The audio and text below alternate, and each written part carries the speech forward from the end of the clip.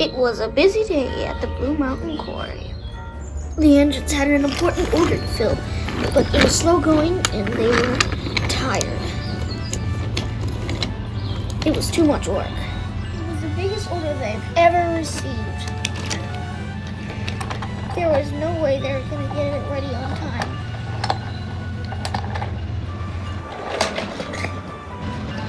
They needed help.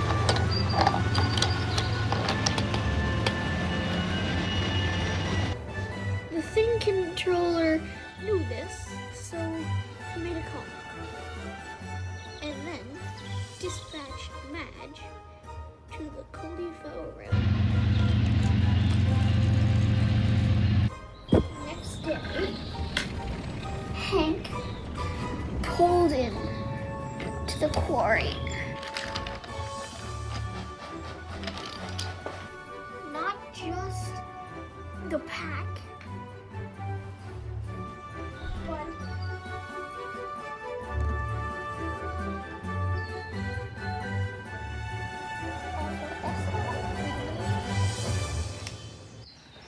Terrence, Trevor, George, Mainland Lori, which I've visited sort of before, Thumper, and Elizabeth.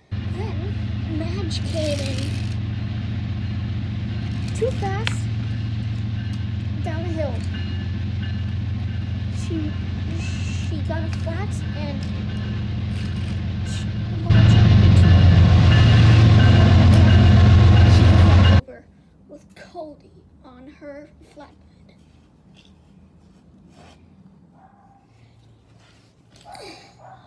When Kelly was put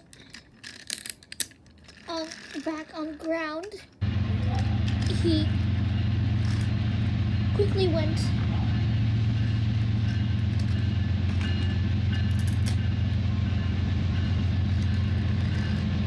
and helped Cody back onto the rails. Alfie and Oliver put Madge back on his side, on right side up.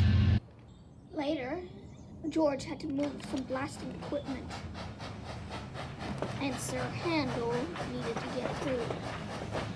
Get out of my way! You have to wait. Don't tempt me, said Sir Handel. He knew what happened last time he met George, and he didn't want to repeat. George was as slow as ever.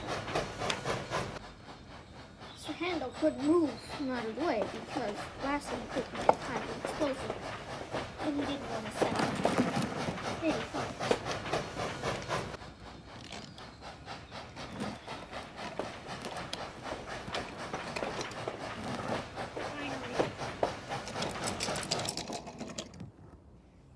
Later, Cody had to pull some cars up to the upper terrace, but he realized going uphill without the ramp rails that he normally has in between the rails is pretty hard. He didn't think it was at first.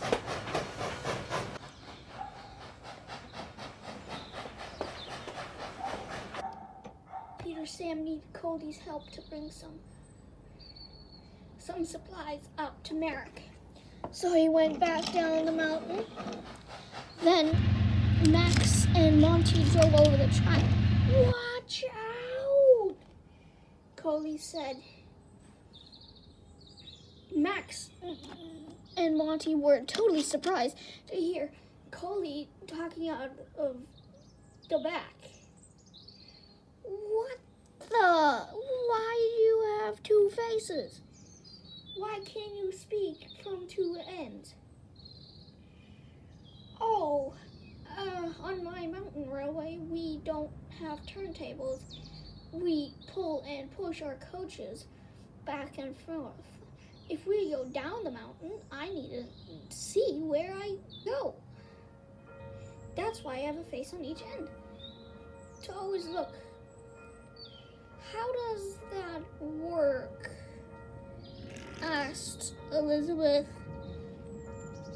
"Do you see two pictures at once?" "I've never really thought about it," said Cody, "but yeah, you could say that." Everybody was very weirded out by it and a bit disgusted. I normally talk out of my front because it normally doesn't weird out so many ends. But on reflex, I sometimes talk the back.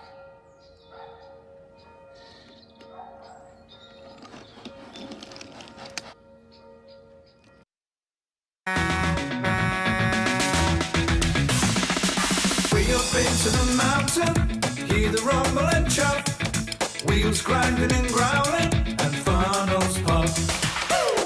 Got to work harder, shift that slate. Got to go faster, can't be late. Here we come, up the hill, there we go, what a thrill. Hey, ha, hey, hey. Working together, yeah, yeah. Rocking and rolling, hey. Lifting and loading, hey. And party, yeah, yeah. Pulling and pushing, hey. Heaving and hauling, hey. Clanking into the coupling, cargo ready to roll. Wheels whizzing and whirring, pull that load. Working through to the sunset every day. Trying hard to be useful, hey, hey, hey. Here we come, up the hill, there we go, what a thrill. Hey, ha, hey, hey. Working together, yeah, yeah. Rocking and rolling, hey. Lifting and loading, hey. And party, yeah, yeah. Pulling and pushing, hey. Heaving and hauling, hey. Working together, yeah, yeah. Rocking and rolling, hey. Lifting and loading, hey. And party, yeah, yeah. Pulling and pushing, hey. Heaving and hauling, hey. Working together, yeah, yeah. Rocking and rolling, hey. Lifting and loading, hey. And party, yeah, yeah. Pulling and pushing, hey. Heaving and hauling, hey. Working together. Because Madge had a flat tire, Hank took her trailer away. Then the trouble started happening. Max and Monty went up to the middle terrace on the track. And Cody was coming from the other side. The front truck realized this and put its brakes on.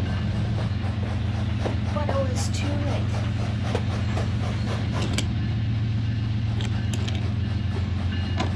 Max crashed into the first truck.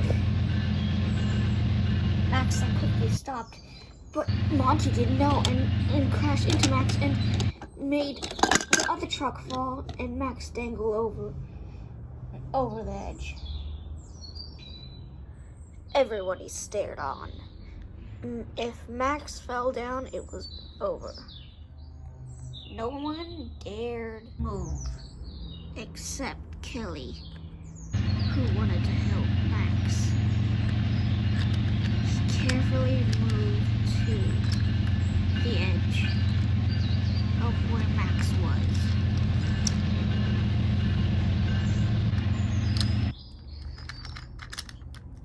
Kelly moved into position, put his arm up,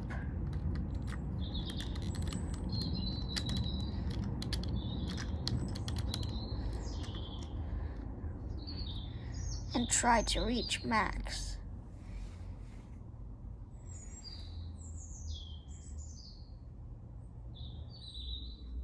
Everyone looked on. But Kelly's arm didn't reach high enough, just to Max's bumper, but not higher.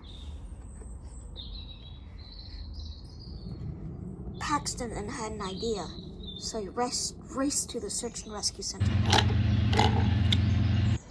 He came back with Butch, the tow truck, who then carefully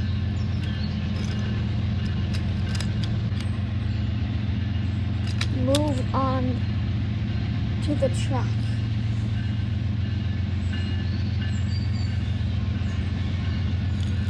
and tried to go up the hill. Butch had to be careful because his tires didn't fit on the track. He had to be careful he stayed on the track.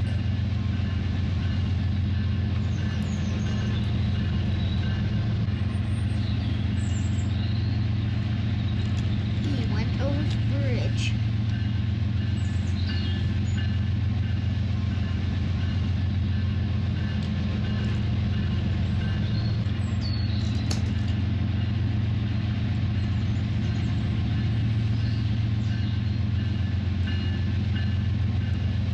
And pulled Max back off from the edge.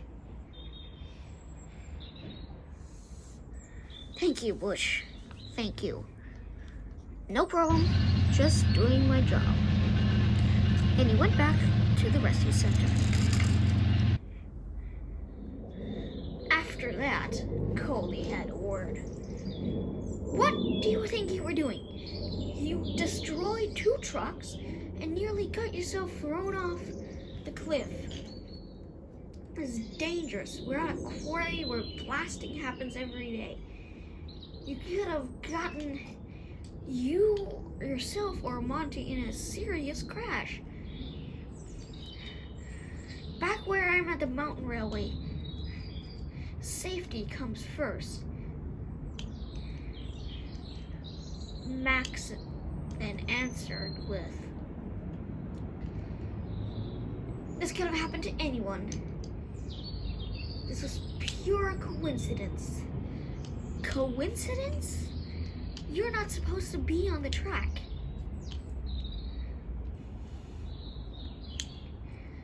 I think I need to tell you a story about Godred, our number 1.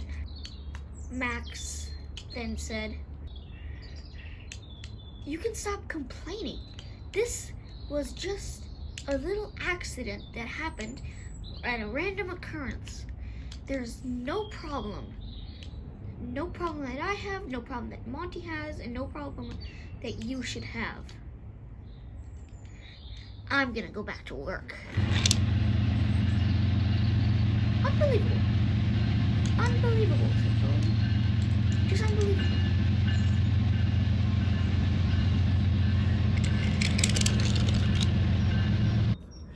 "Can you believe that, engine?" said Max. "No, I can't. Neither can George," said Monty. "These engines are just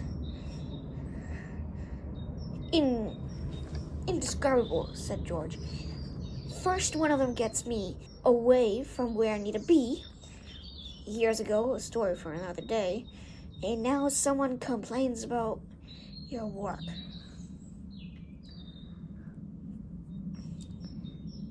If you ask me, they're the ones that need to have a story told to them." "Exactly. That's what I said," said Max. After that, a huge rift opened between narrow gauge engines and Max, Monty, and George. "Get out of my way!"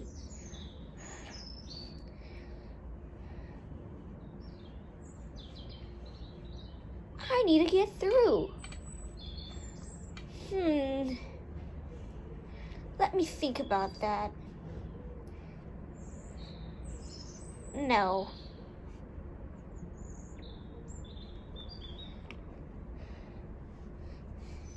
The only ones that could keep them in order were Jack, Alfie, and Oliver. But everywhere there weren't, it started back up again, and old rifts started to reappear.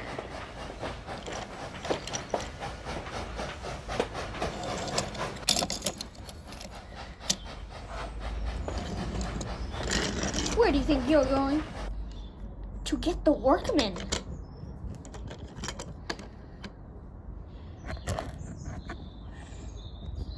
You know, I bet I could beat you this time.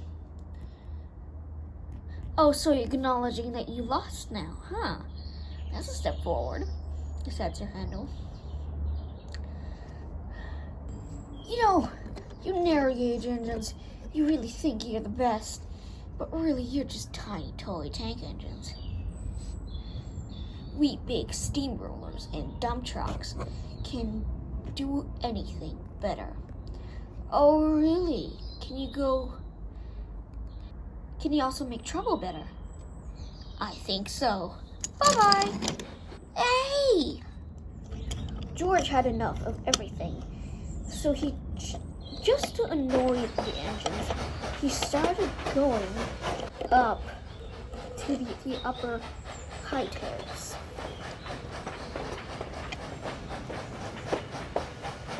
Colin, who was re-stationed at Blue Mountain Quarry, saw this and barred George's way. Get out of my way! You're not supposed to be on this track. Then Luke came with the blasting horn. Watch out! Luke hit Colin and turn that off! Turn that off! It wouldn't have gone on if you wouldn't have been up here. It wouldn't have gone on if Colin wouldn't have put his arm in. He did it because you were on here, said Matt. I only did it because you narrowgate didn't have some kind of problem against us. You're the one with the problem. You keep going on the track that you're not supposed to be on. Then there was a rush of wind. Then there was a creaking sound. Then an old lamp flickered on and off and on. Then somehow the blasting horn tipped over.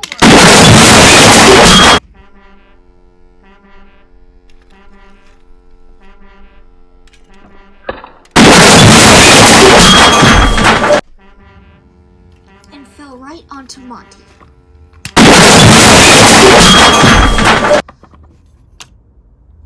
Ow. Now do you see there's a problem? George, Max, and Monty could see now there was a problem. Then Sir Handel came back with the workmen. What the hell happened here? I was gone for half an hour.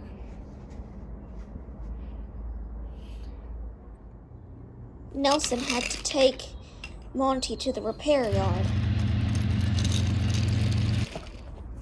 And for the rest of the day, Max and George worked hard.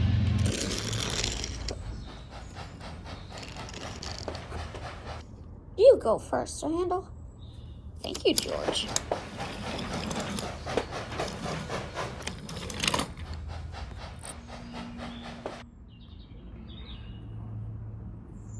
Sometimes, to fix the problem, you need to acknowledge there is a problem.